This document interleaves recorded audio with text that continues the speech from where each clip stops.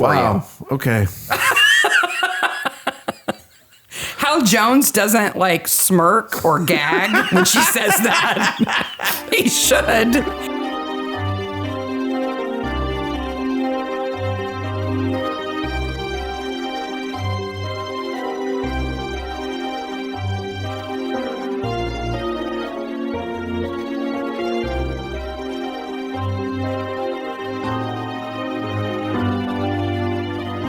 Hey, Maniac. Hey, Maniacs. Welcome back. We're back. We're like a virus that doesn't die. Oh, nah, that joke doesn't age well. No. We missed you. We did.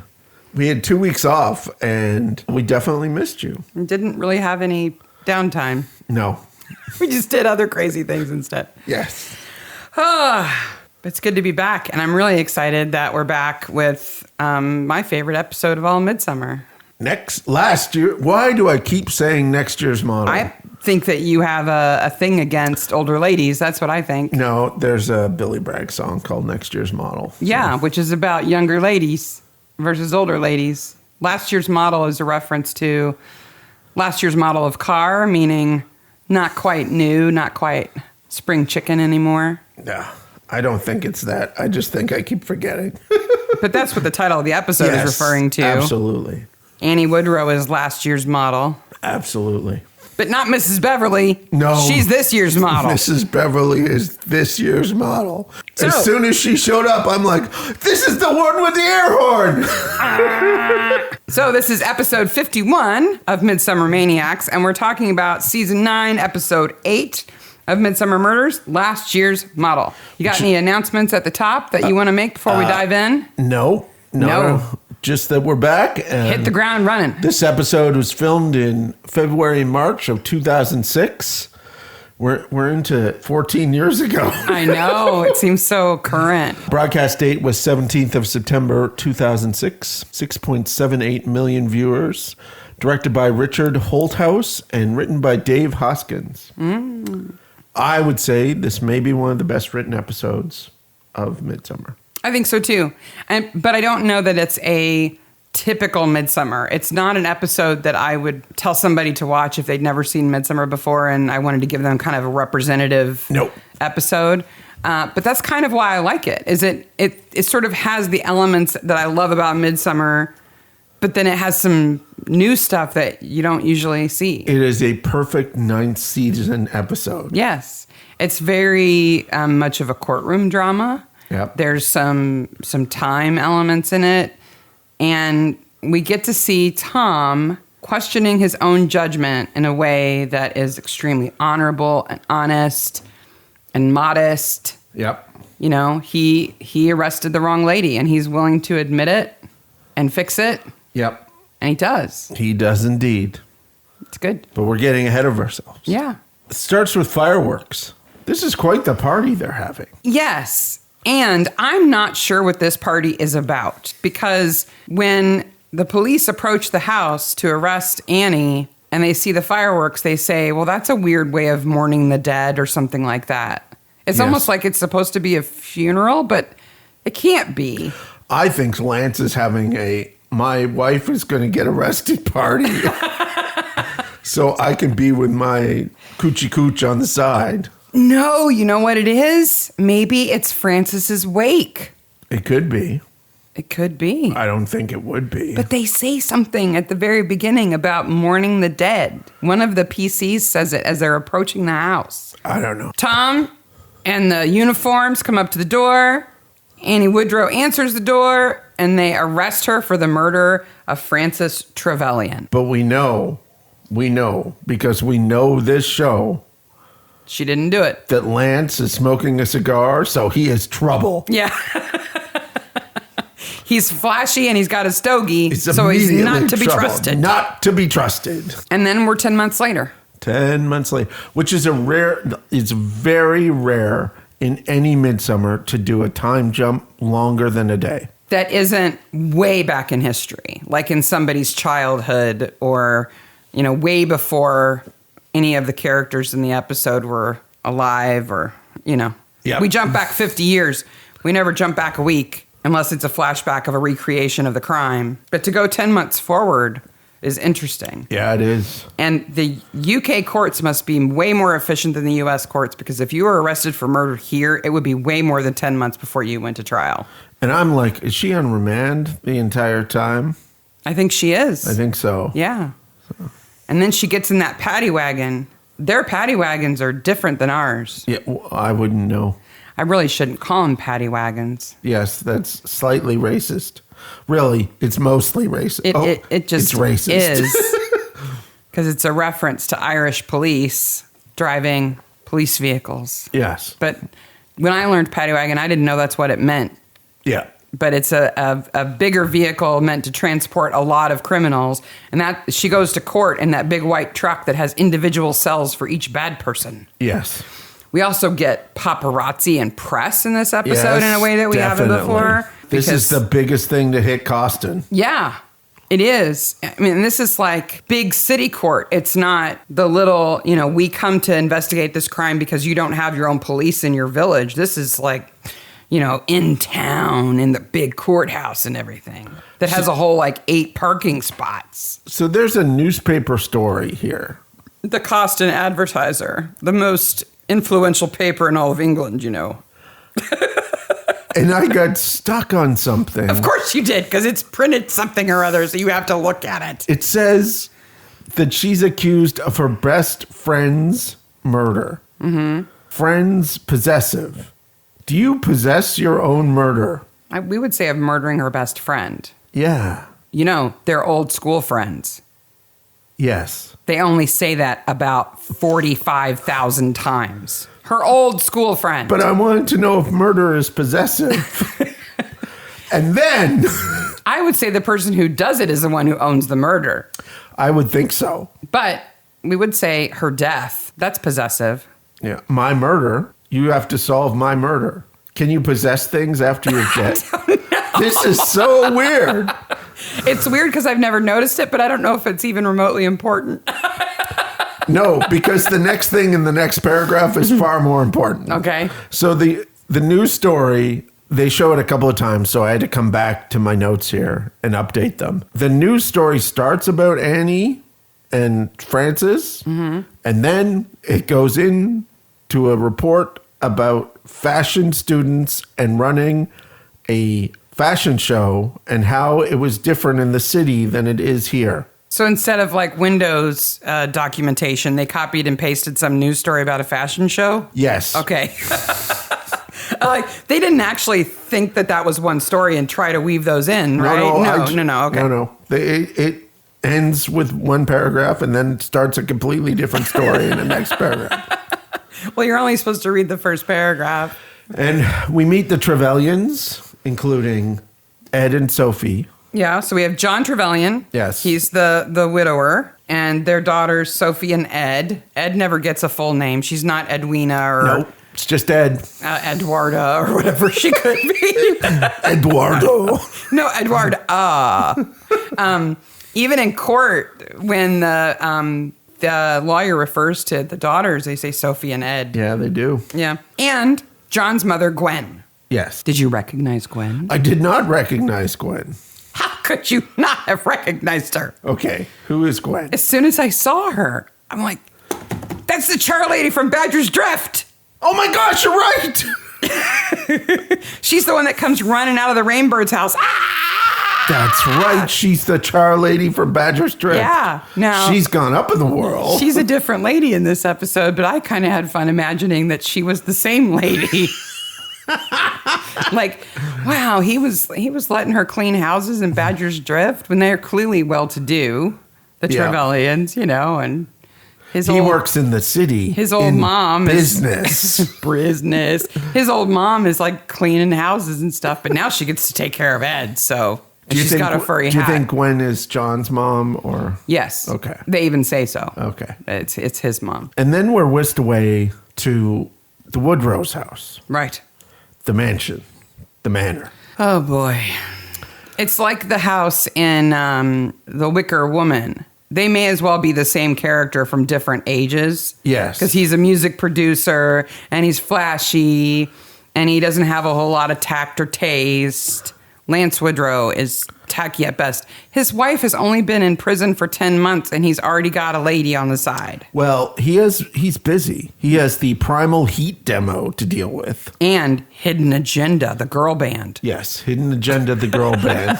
Also in this house, I don't know if you noticed, there's gold and platinum records. These are all shorthand for you're a music producer, A right? successful one, yeah. One of the records has a sign that says icy. Like it's like a road sign that says icy. Okay. It's like slippery when wet? Yeah. Okay. Maybe it's a Bon Jovi joke. I think it is a Bon Jovi joke. But then, beside these records, okay, including the Slush Electric Dance Mix, that's one of the records that he gets a gold record for. Okay, so the band Icy made the song Slush? I guess. Beside these two things Did they also have Snowball? is a picture of an American astronaut. Like a signed photograph or just a picture or what? It's kind of like the astronauts do these portrait pictures where they're in their spacesuits. Right. And it has like a logo, little... in front of the blue background with the flag next to them. It's one of those. Oh. Okay. Naturally. If you're a music producer, what do you have in your house? Gold records, platinum records, and astronauts. He does also have an award. He won Most Innovative Music Producer for 2005. Okay. That's a real thing that a music producer would have. A picture of an astronaut, I don't really understand. Well, and the house is supposed to be furnished with all these antiques that Jamie has got for them. Yes. And like he furnished the house. And yet there's all this, like, it's clear that, you know, they've come into money. He's very successful. And so he's trying to be Lord of the Manor, but he's still tacky.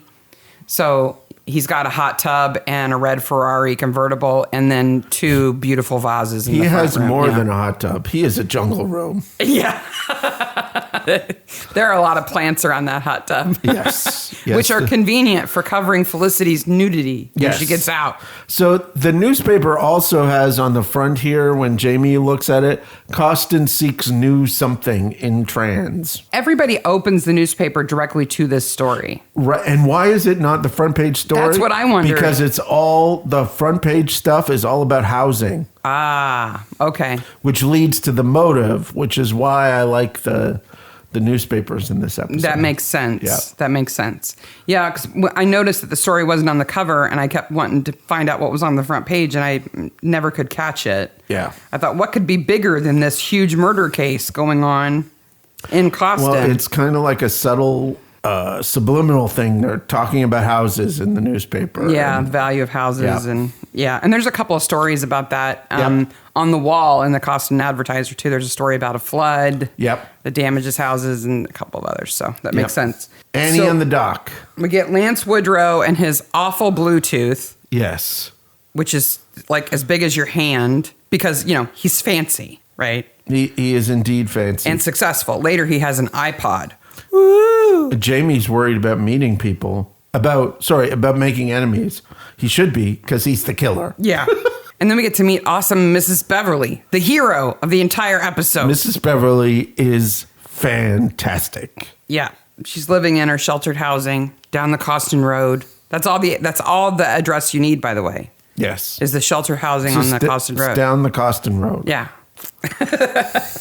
And we get to meet the Cramners, Jamie, his wife Tanya, their son Danny, and the baby. Yes. And Jamie is an antique salesman who somehow is connected to everybody and, is the killer, right? But his wife is the most, like, I think they imply that because she's so busy with the baby and the other child that she doesn't notice that her husband's horrible. I guess. And and then we've got Annie in the dock. We're in the courtroom. It's very filmic. We get to see Tom and his sergeants like in the hallway sometimes of the court, and they refer to, I have to go to court tomorrow morning, or I've been in court this morning. This is court. But this is court TV. Yep. This is weird wigs, judge, in the dock, the whole bit. And we've talked about wigs before on the show, so we won't go into that. But this is the first time we actually get to see a courtroom, and we get to see Annie come up from the basement where the holding cells are into the dock. And in the U.S., I don't know if our international listeners will know this, but in the U.S., we do not have a dock like this. And the dock in this courtroom is actually quite nice compared to the dock in a lot of European courtrooms. You see docks that are cages. They actually have metal bars around them, and the accused sits in that cage during the whole trial. They come up into it, and they go back down out of it. And the nice ones are plexiglass ones. But they're still a box. You're like a gerbil in a box. Yeah, and apparently, in the UK especially, there's been quite a big argument in the last maybe 10 years or so about whether that biases the jury. What do you think? You're sitting in a cage, but you're supposed to be innocent. And still, even with that suspicion that it biases the jury, the law in the UK is that the walls of the dock have to be more than 7 feet tall. So they have to be raised above the audience and walled in. And the only way in and out of it has to be down through the holding cells. Wow. How did Judge? Did you think the judge's wig looked like a brain? Every time I saw him, I'm like, your wig looks like a brain. The judge, like the prosecutor, are in a completely different television show. Oh, yeah. They're in like a serious cop drama. And everybody else is in Midsomer. They are like, we're going to be on this Midsomer spinoff. It's going to be called Midsomer Law. Like, they are wholeheartedly in that show. So when Lance pulls up, Tom says, "Oh, that's Lance Woodrow. That's Annie's husband." And Jones says, "Oh, isn't he the one with the trying to push the bill ban?" And I don't know what that's a reference to. I don't know. I mean, I tried to find out. Yeah. If anybody else knows, I mean, if you Google bill ban UK, there's a ton of things. Yeah. But I don't know if that would be like a record label, like we have the ratings on our albums here about who they're appropriate for. Maybe he's talking about something like that. I don't know.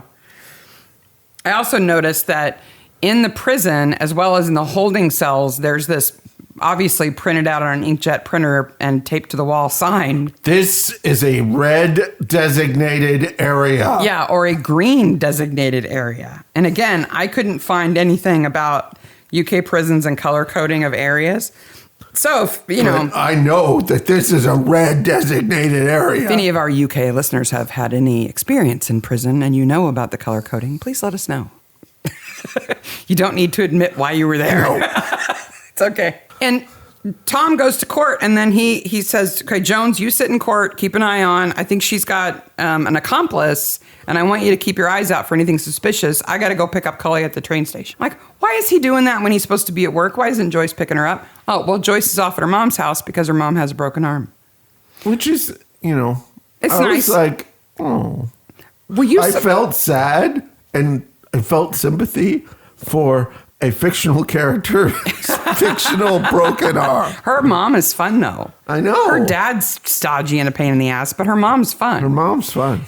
Did you, when we do see Joyce on the other end of the phone talking to Cully as if Tom's not there, were you surprised at how nice her parents' house is? No. That it looks kind of Georgian and all wood paneled and beautiful? Oh, I didn't notice that, but that's kind of cool. Yeah, it is. Anyway.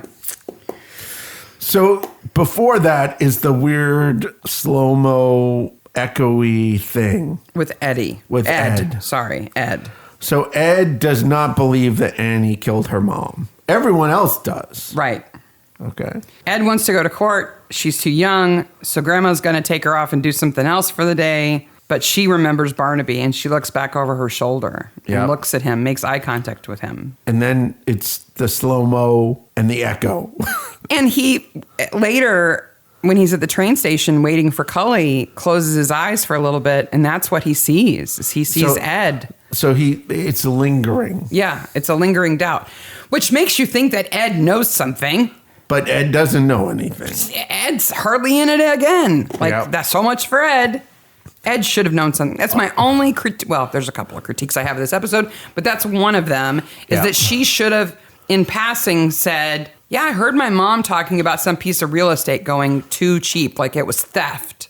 I totally agree for two reasons. One, it would have made all this slow-mo, echoey stuff makes sense. And 2, it would have gotten back at her sister Sophie, as all younger siblings should. Yes. You're listening to the Younger Sibling podcast, by the way. If you're an older sibling, I'm sorry. We're smarter than you, and we do better things than you. It's just a reality.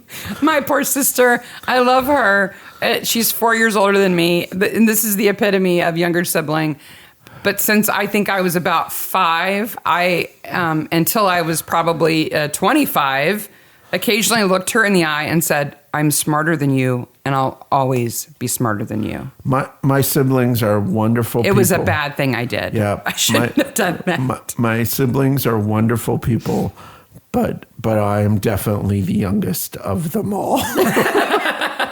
And the smartest and the best and the awesomest. I'm not going to say that. I'm just going to say that you're the youngest sibling and you fill the role I fill perfectly. the role completely. Do you think Sophie's voice is weird? The entirety of Sophie is weird. Okay. I don't like Sophie. I don't like... Well, she's an angsty teenager. Yeah, she's angry. Is she an angsty teenager? Yeah. She's like 25. No. I think she's supposed to be high school age, 17, 18. She's old enough to go to court. I don't like that she snaps at Ed. And I don't like that she gets involved with her mother and father and Annie's relationship. Yeah.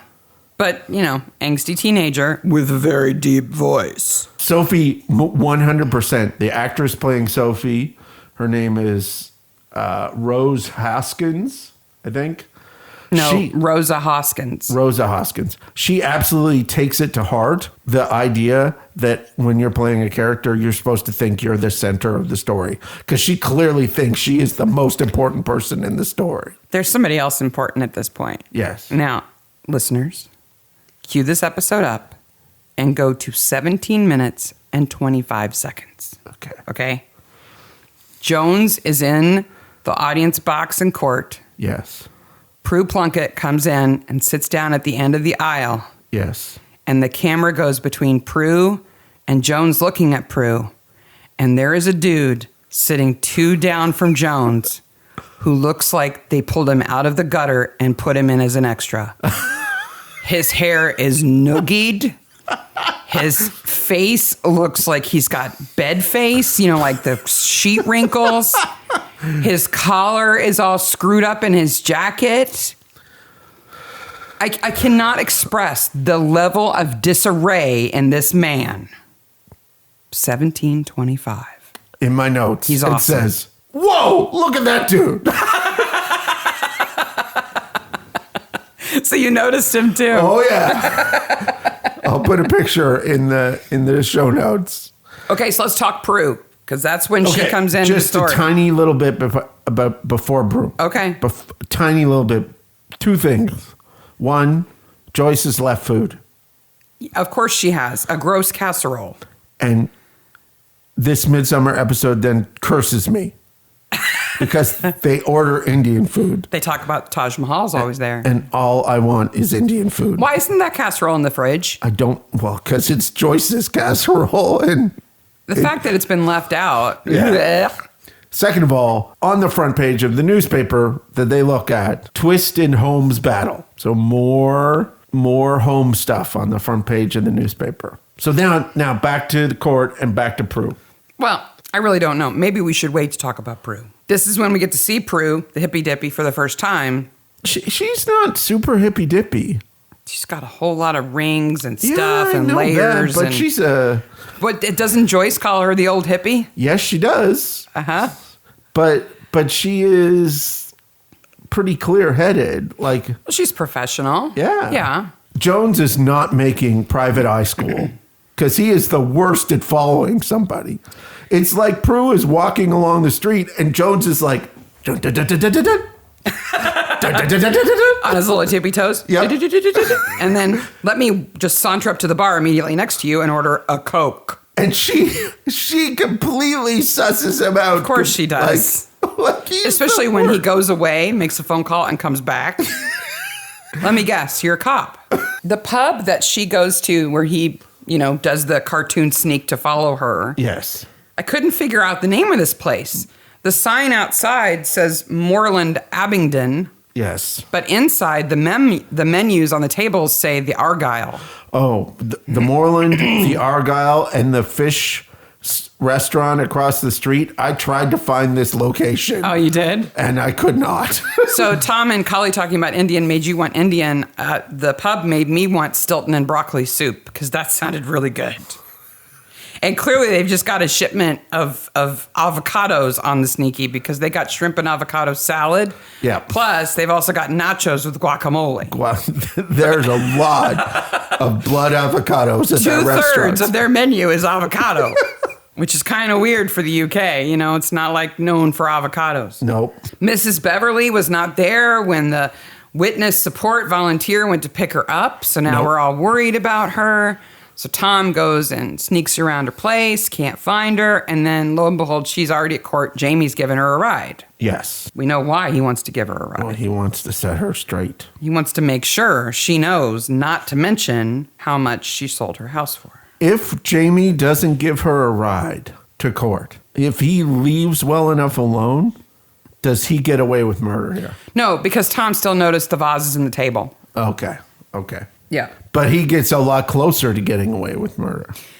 Yeah, they would have had to work harder to convince her Yeah. that he was a bad guy. Yeah. But once they've convinced Mrs. Beverly about it, she's in. And what is he doing to her again? Let's wait.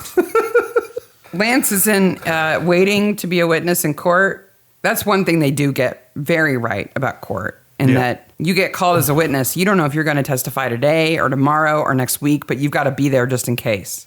Yeah. There's a lot of waiting around. Yes. Right? Which gives these people an opportunity to mingle. Yes. Uncomfortably out in the room outside the court. He's got an iPod, which was not new at the time. They came out in 2001. No. So if they wanted to make him look kind of cutting edge, I don't think that wasn't really it. Right before smartphones. Yeah.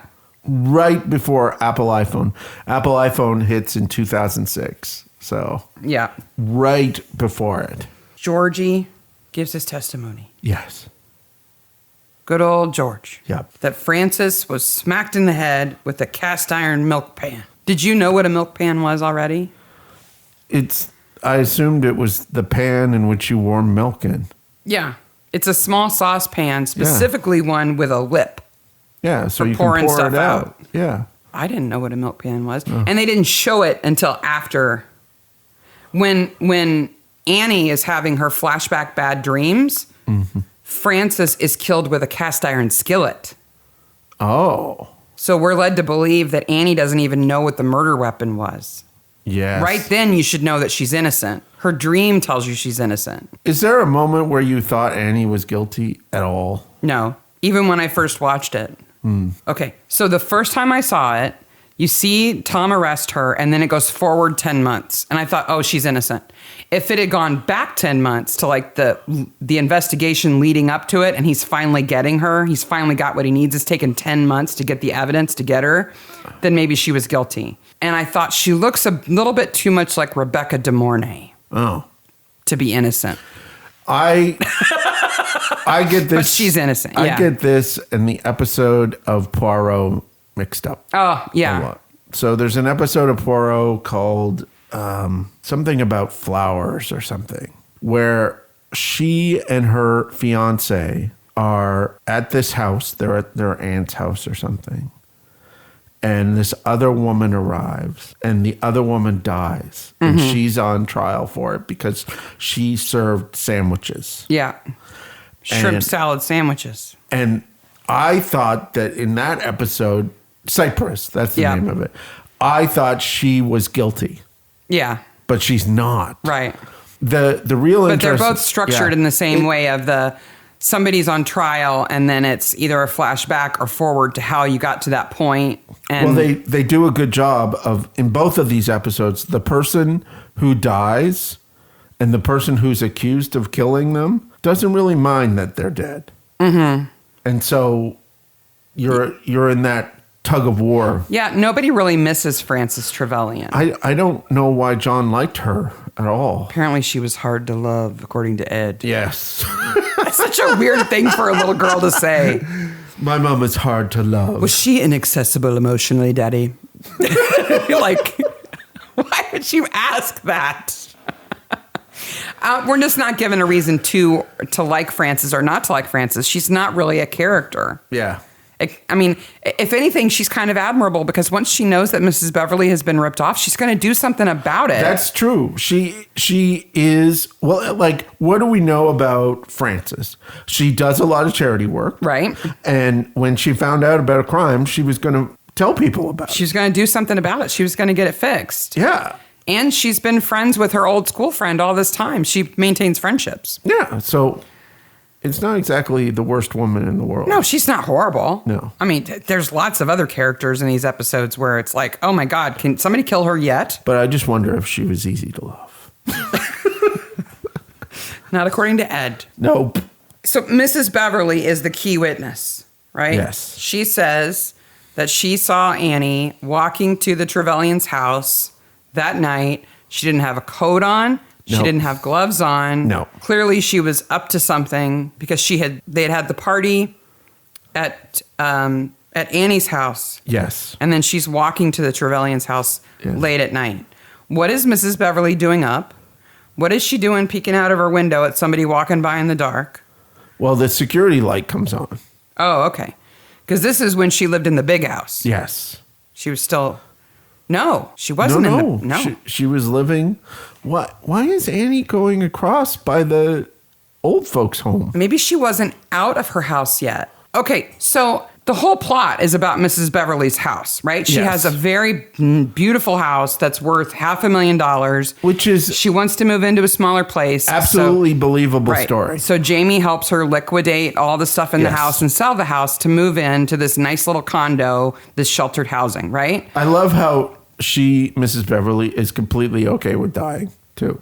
She's like... Once you get to "Oh, a certain well, age, it's time." Okay, but wait a minute. There's a problem because... So Jamie kills Frances because she knows about him swindling Mrs. Beverly out of all this money, right? I think the only way it could work is if the sale hasn't gone through yet, but she told her about the sale going through. And that's why her house is between... And that's why Annie's that's why Mrs. Beverly is still in the big house because I always get them mixed up. There's the barrister and then there's the other kind of lawyer. What's the other? Solicitor. There's the solicitor. I get them mixed up of who's the litigator and who's the behind the scenes. Yes. But the behind the scenes, whichever one it is, comes out and tells Tom, Mrs. Beverly hasn't shown up. And remember, she's moved.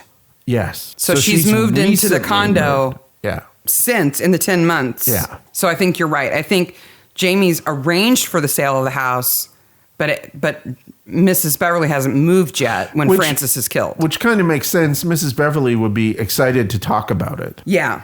Oh, I'm moving. Yeah. I've sold my house and Jamie helped me and all this stuff.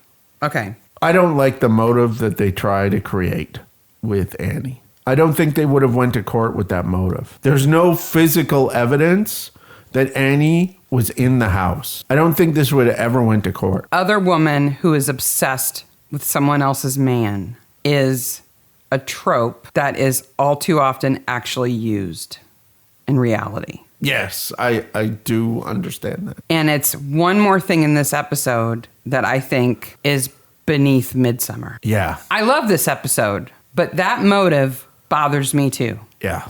The motive of she was so obsessed with this man who maybe didn't even like her back that she killed his wife and then insinuated herself into the family in a guise of supporting the family over the loss.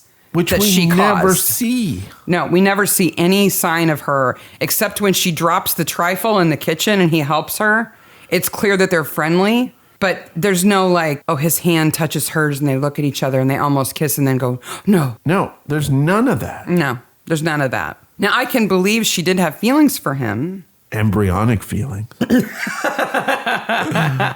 And then he may have had feelings for her too, but not to the level that would have driven her to kill somebody. And all that is shown to us is any familiarity that you would have with, like, my friend Joshua's. Any one of your friends. Yeah. Any one of your friends who came over, we were having a party and they were helping me out and we were laughing about me dropping something in the kitchen. We would have done exactly the same thing. Exactly. Right? And there's nothing to it. Yeah. But, you know. Woman gone crazy over love, which is in the Poirot episode too, is a bad motive. But there must be more to it that we don't see. There's there enough to it that Sophie confronts Annie, an adult, at a party, or maybe her mother's weird wake, we don't know, and says, you know, you like my dad and you need to get away from him. So there must be more. There must be more, but we're not seeing it. And in the end, we do know they do love each other. So they must have been giving it away a little bit. She was shy and little girly around my father. Just coquettish, apparently. Wow. Ooh la la. I don't like Sophie. I don't like Sophie at all. We know that now. We know that. Let me go back a little bit and tell you something interesting here. So we've talked a little bit about Jamie. Yeah. Jamie Cramner, who's played by Jamie Glover. Did you recognize Jamie Glover? No. He plays James Lacey in the Agatha Raisin show. Oh, that's right. That's right. He's a little bit older. Why does he testify? Because I think he's insinuated himself in the case. I think those are the mistakes he makes. Yes. Yeah. Yeah. I think he wants to be part of the case because he wants to know whether he's a suspect. Yeah. And by the time he's insinuated himself, he's made himself a valuable witness because he knows both of the women. Yeah. And then he can't really get out of it. I think he screws himself here. What else about Jamie? So Jamie Glover is the son of two famous parents. Okay. His dad is Julian Glover. Okay. Who played Henry Trace in Badger's Drift. Oh yeah, Julian Glover is he chose wisely from. He's the bad guy Crusades. in Indiana Jones and the Last Crusade. He's Maester Pycelle in Game of Thrones. Yep, he's in Star Wars. His mom is Isla Blair, who played Dr. Jane Moore in Death and Dreams, the other red-haired psychiatrist that they insinuate Tom has the hots for. Glover is the connection. We're going to come back to this red-haired psychiatrist thing in a little bit. We do need to talk about that. But, yeah, I thought that was interesting because we've got the housekeeper from Badger's Drift, and then his dad was in Badger's Drift. I just thought that was kind of funny. Yep. Mrs. Beverly is played by Thelma Barlow. Okay. Who UK listeners will best know as Mavis Wilton. She was in over 1,100 episodes of Coronation Street. That's where I know her from. Mm-hmm. She was on Coronation Street when I watched Coronation Street, which I did in high school. Yes, I actually had friends. I did have friends. And yet... You see, Coronation Street was on in Canada on the CBC channel I watched on Sunday mornings. It only showed that once a week. Coronation Street's a daily show. Yeah. Showed it before Star Trek. If they only ever showed one episode a week, they were going to be 10,000 years to get caught up on Coronation Street. Absolutely. I was way behind. Oh my gosh. But I started watching it because it was British and interesting and stuff like that. Well, and Barbara Young, who is John Trevelyan's mom and the housekeeper in Badger's Drift, she was in our first That Looks Like a Horrible Movie. I bet Mark's seen it for this week. Are you ready? Okay. So this is Barbara Young. Yes. Barbara Young, who plays Gwen Trevelyan, John Trevelyan's mother in this episode, was in a movie in 1985 called White City. White City? Mm-hmm. No, I don't remember. It's Pete Townshend's movie, named after the album that he released, the solo album. Yeah, okay. And it's a fictionalized version of his childhood. I've heard of this movie. I haven't seen it. Hey, 1 point for me. Yep. Woohoo! I know. I knew White City seemed familiar. Yes. I thought for sure you would have seen that. I know. Because Pete Townsend from The Who. I know. He wrote it. He directed it. I'm a Pete Townsend fan. No. 1 point for me. Do. I'm excited about that. Okay. So when Tom and Jones get the hint that, okay, this is about Mrs. Beverly, right? Yes. Because they see the table at Lance's house with the 2 vases on it. Like, I've seen that somewhere before. And Tom goes, I know where I saw it. I saw it in Mrs. Beverly's nice house before she moved into the little condo. They go and talk to her, and she says, no, Jamie did, it was fine what he did. He helped me sell the house for all this money, and he got rid of all the antiques and everything. He was so helpful. He's the son of my best friend. Yes. He's I wonderful. avoided all these taxes. Stamp duties. Stamp duties. Which Jones then says, that's a bunch of malarkey. That's gobbledygook. Yeah. But I don't know why he says that, because stamp duties are real and would have applied. I don't know. So a stamp duty in the UK is a tax that the government places on legal documents. Yeah. And usually the stamp duty is applied to some kind of transfer of assets or property. So if you sell a bunch of stocks, there would be a stamp duty applied. And it's like, there's a piece of paper that says you sold them and made money. And that's where the stamp duty is applied, is to that document. That's when you pay the tax on that transfer of property. But there's a subset of them called the stamp duty land tax, which is a tax that went into effect in 2003 for the transfer of land or property. Okay, so it would have been eligible for this. It absolutely would have applied. Maybe these taxes, like real estate, closing costs and things like that, are thrown inside deals a lot of the time. Or maybe it's kind of like death duty, and that if you transfer property in a certain way, you don't have to pay as much. And so he kind of like got her to sort of give him the house, and he gave her the money for it so that he didn't have to pay that. Either way, it wouldn't have been her paying it. It would have been him. Yeah. So he saved himself that money. Yeah. I think that's the malarkey bit. Maybe. He's saying he saved you money, but really he saved himself money, and he already ripped you off on the house anyway. Okay. We love Miss Beverly for a number of reasons, including the air horn we'll get to. She says, we bought the house for $85. Yes. And it's just, in that one line, it tells you so much. Yeah. About her and her husband. Yep. And the life they had. But then she says, you're suggesting that Jamie is diddling me. Yeah. I had to kind of stop at that point in time because I had to scrub the image of Jamie diddling Mrs. Beverly. This shows her age. Yeah. Because diddling it was slang for cheating or swindling. Yes. Right? But diddling now has a different slang meaning, which is more upsetting than just to have sex with somebody. More often, it's referred to as masturbating, especially of a woman. Oh, okay. So there's an even worse picture for you. Wow. Okay. Hal Jones doesn't like smirk or gag when she says that. He should. He should be like, ew, no, I wasn't saying that at all. Jones is better than that. Of course he is. Oh, he'll want to smother me. Why would he stab me or shoot me? He'll smother me. He knows I'm close to being dead anyway. Why have we not talked about Mark Thomas yet?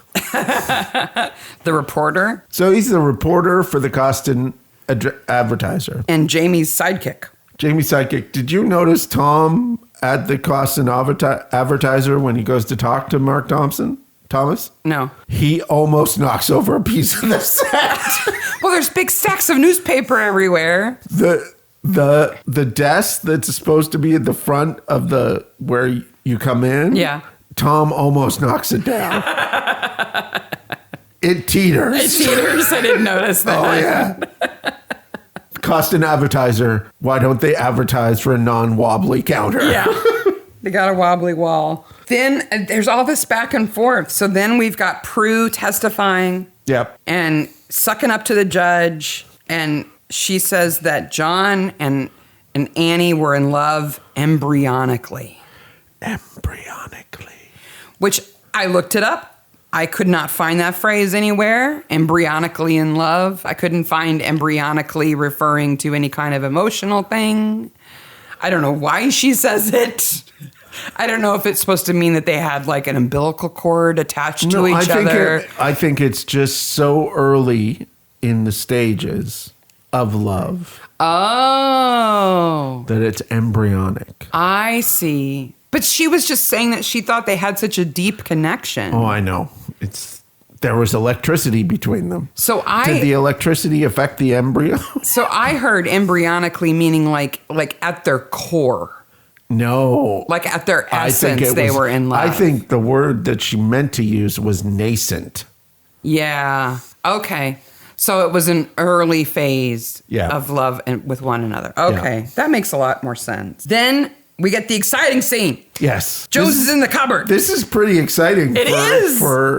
This is almost a car chase. Yes. It's better than a car chase. Somebody might die. Jamie comes in, he confronts Mrs. Beverly, and he's like, whatever, and he leaves, and everybody's like, oh. And then he comes back. It's like, oh, it's on now. Yeah. She's got her air horn. She's got her finger on it. She's ready. And I love that they just go to a scene of the outside of the house, and then and then everybody running. and you hear over the radio, okay, Jonesy, we got him. Yep. And they make a mistake. What's the mistake they made? Right here, they make a mistake over the radio. Before he goes back in the cupboard, one of the uniforms outside calls him Sergeant. Oh. Sergeant Jones. It is a mistake. He's coming back. Yeah, because Barnaby hasn't heard yet. And there's all these little jokes within the episode about how he's not a sergeant yet. Nope. Right? And he's waiting for the letter and hoping that it will come. And then one of the uniforms gives it away, calls him sergeant. So maybe they know already. I don't know. But then Barnaby lets him says, I just found out he is a sergeant. Yeah. Passed his sergeant exam. So then we have the weirdest scene of all time. Who are the weirdest collection of people you could put in the end scene of this episode? Prue? Yes. Cully and her father. Mm-hmm. And they make it uncomfortable. And it makes the implication that Prue is in love with Barnaby. Not just implication. There's no other way to understand what she says. And then Barnaby goes, by the way, give this lady a ride home. Yeah. Before that, though, when the note gets passed in court, that somebody else has confessed, right? Jamie has confessed to killing Francis. They say, somebody else has confessed. Mrs. Woodrow, you're free to go. Yeah. John stands up, clearly relieved that Annie is not the killer. Yes. And he doesn't say, well, then who did it? Wouldn't you say who did it? I would think so. Wouldn't you want to know right now who did it? I would. Who confessed? Yeah. But instead, no. It is nice. The courthouse scene, the two courthouse scenes, step scenes, they're nice, are one when Annie's husband comes up to her and she's like, that's not going to happen. We know that's not going to happen. Yeah. And he's like, yeah. And then he goes off and distracts the paparazzi who have no interest in the fact that the defendant and the widower are standing there practically kissing. They're face to face. And none of the press are paying any attention. They leave in the same car. Nobody's paying any attention. But he does. Because Lance is such an attention hog, I guess. Yeah. So the father, the widower, comes up John. and says, I'm sorry. I should have stuck with you the way you stuck with me. Yeah. I thought that was nice. Yeah. He seems like a good person. And somewhere Ed's doing a little dance. Told you. Oh, yeah. She's never going to let Sophie forget this. Let's talk about Prue and Tom. Okay. So we've already mentioned Dr. Jane Moore from the other episode. With killer children. Yeah, her kids are murderers, death and dreams. Because I do get these two episodes mixed up, because for a little while, at the beginning, I was like, wait a minute, does Sophie kill her mother because she's worried about her dad and her mom?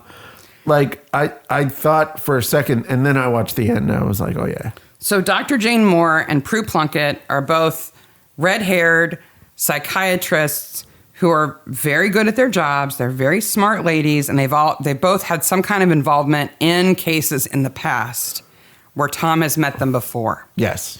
And when Cully mentions Prue to Joyce, she knows exactly who she's talking about. Yes. And she knew exactly who Dr. Jane was, too. And there's a third one. There's one coming up. There's a later one. Yeah. We could talk about how there's this implication that, Tom flirts with these ladies or whatever. I don't think that's the case. I don't think care he's about that. nice Yeah. to ladies. And I think he's a nice man. Yes. And he's honorable and very intelligent and in a position of authority, and that's attractive. Yes. Right? So I'm not surprised. Well, and I think women sense all this and are comfortable around him. Yes. And so I'm not surprised that there are ladies who get all goo-goo-eyed over him. Yes. But I don't for a second think that the writers are trying to imply that he ever gave goo-goo eyes back. No. I don't buy any of that. No. However, in this episode, it bothers me more than it does in Death and Dreams because Cully is there. And because Cully is there, it's different. And I'm having trouble explaining this, but I think there's this kind of implication that Tom is out in the world because Tom has a job and Joyce is at home, right? Mm-hmm. So Joyce does volunteer work and all that stuff, but Tom has a life that Joyce is not part of. As a policeman, he meets people and works with people and talks to people all the time that she will never meet. Yes. And Prue is one of them. So Joyce apparently knows of Prue. I think she must have seen her before. She wouldn't call her hippie or whatever. Tom talks about his cases all the time. Right. But Cully doesn't know about Prue. No. So Cully seems to be super suspicious of her, especially in that last moment. I don't know. It's like they're trying to say Tom is a man of the world and has relationships and acquaintances that Cully and Joyce are not part of. And Cully is seeing that for the first time. And she's kind of like, huh? Somebody loves my dad? Cully would know. Of course she would know. But Prue could have just turned and said, you're really lucky to have such a great dad. He's a good man. Yeah. And that would have been fine. Yeah. But no, we have this reference to love. And driving home.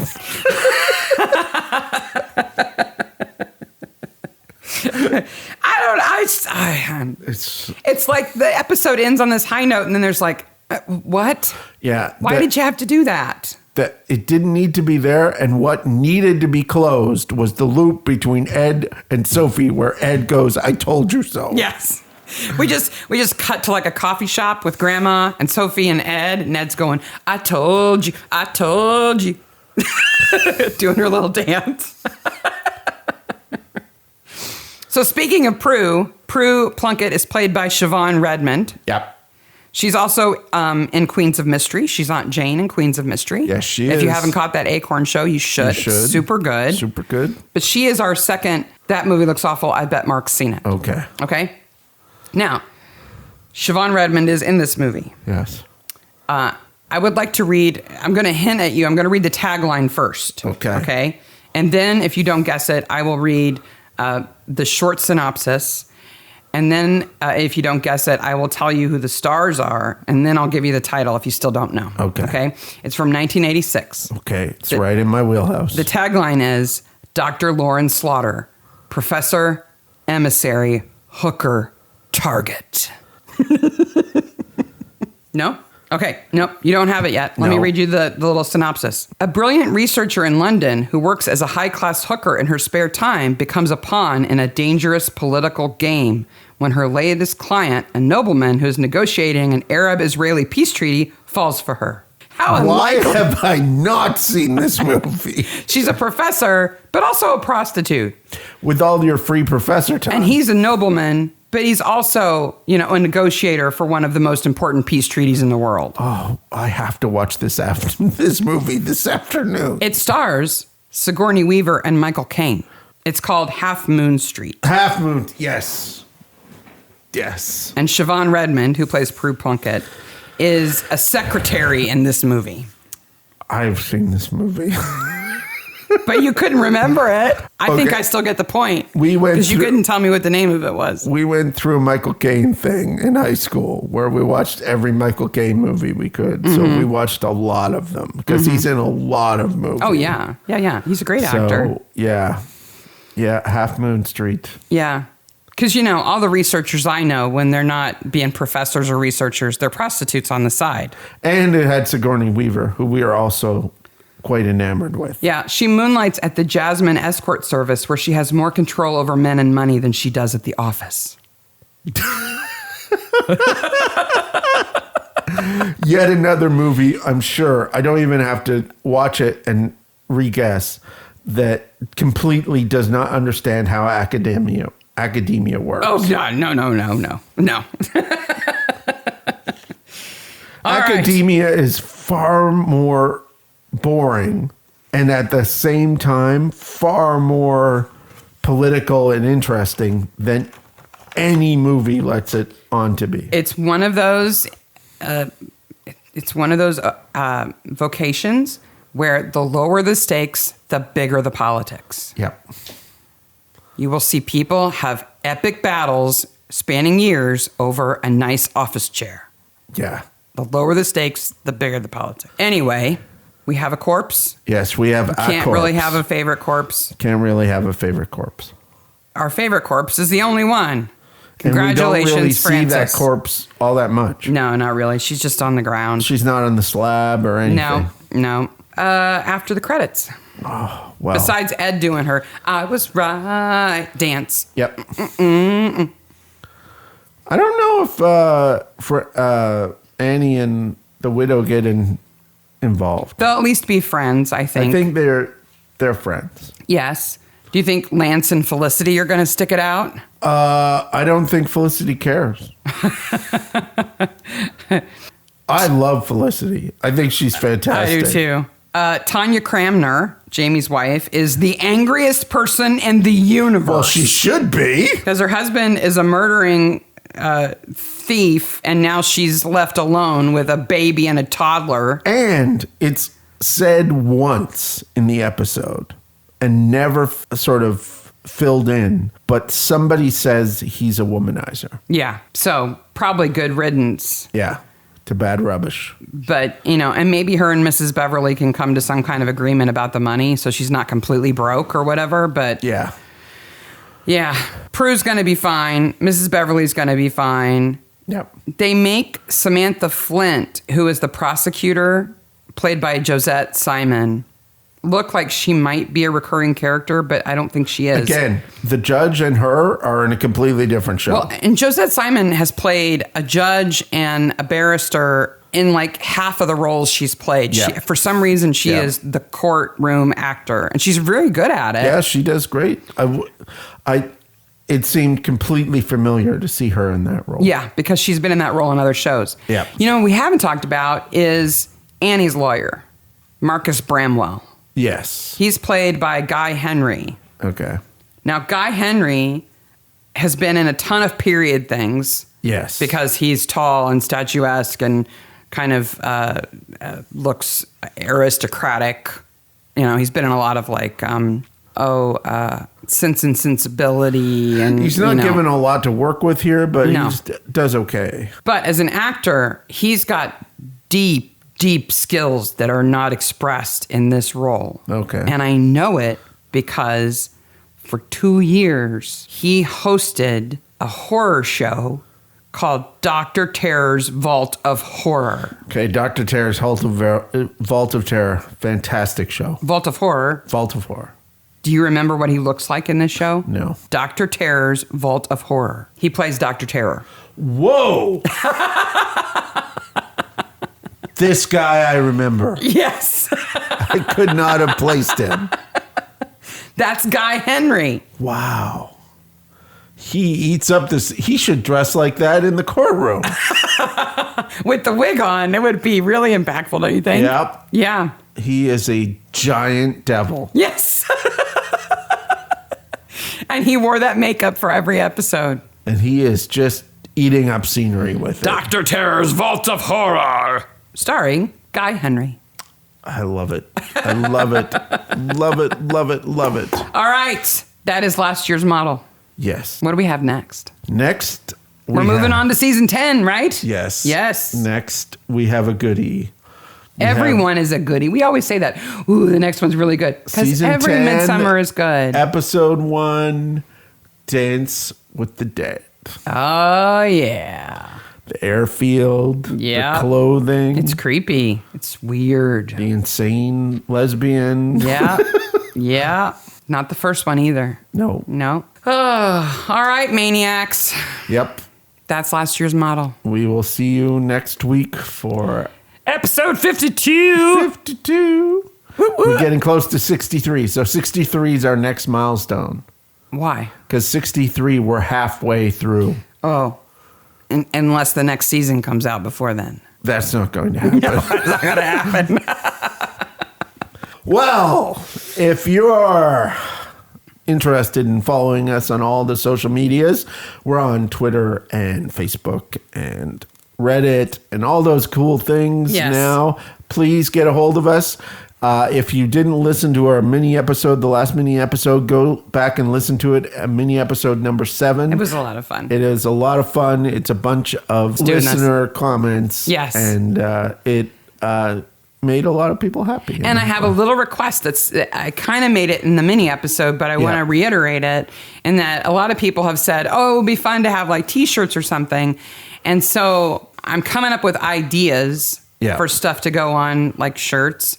So right now I have Socko Fox. Yeah, so we have Brian Clapper sweatsuit. Brian Clapper's sweatsuit as ideas to go on shirts, and I've got an image in mind for each one of them. But if there are other kind of inside Maniac jokes that you think would be fun to go on a t-shirt that wouldn't violate the Midsomer Murders, copyright kind of stuff, then send them our way. I would love to have your ideas of we're trying to what explore little inside jokes would be fun. Is if we sold merchandise, what it would be. And the idea about selling merchandise is we would do it to raise money for something. Yeah, it would go to charity. It's not for us to make money off of. Yeah. I just think it would be fun for all of us out here now who understand that we are not the only ones who love Midsomer to also have some swag to express our connection to one another. It'd be fun. Swag. So, swag.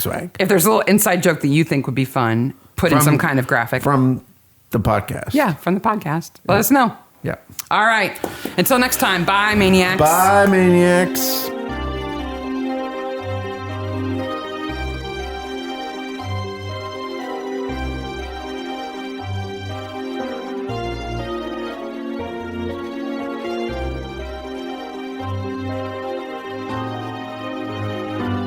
It's the Queen's favorite TV show, but not her favorite movie. Apparently, the Queen's favorite movie is Flash Gordon, according to Brian Blessed. Well, she watches it every Christmas. I believe Brian Blessed. You think he's hanging out with the Queen watching Flash Gordon every Christmas? I would pay for pay-per-view of that. Yeah, you know that UK show where you watch people watch TV? Yeah. Yes, that would be the best. What is it? It's not couch or sofa or house party or tube. Something. I don't know. Couch tube. I can't remember the name of it. All the American people are like, what are they talking about? We'll have to put a link to it. But I would pay premium dollar to watch Queen Elizabeth and Brian Blessed watching Flash Gordon together. Absolutely. Or really anything. A commercial. I don't care. Anything. Just the two of them sitting on a couch together. Because she'd be all squeezed up against the arm of the chair because he's a gigantic man. And he'd be leaning over talking to her with his giant mouth. And she would just be backing up. Every time he stood up, you'd have to take a drink. Yes.